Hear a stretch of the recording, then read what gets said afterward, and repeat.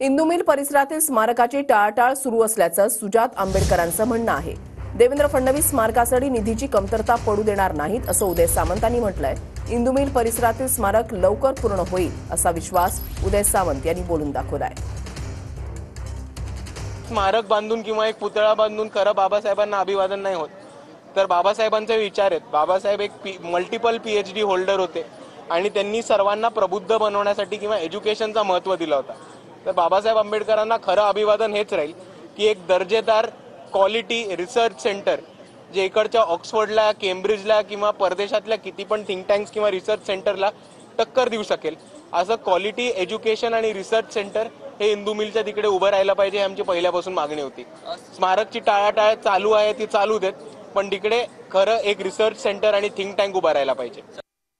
काही तांत्रिक बाबी असतील, काही ठेकेदारांच्या अडचणी असतील, परंतु निधीची तर कमतरता पडणार नाही ही दक्षता माननीय एकनाथ शिंदे साहेब मुख्यमंत्री असताना देखील त्यांनी घेतलेली होती।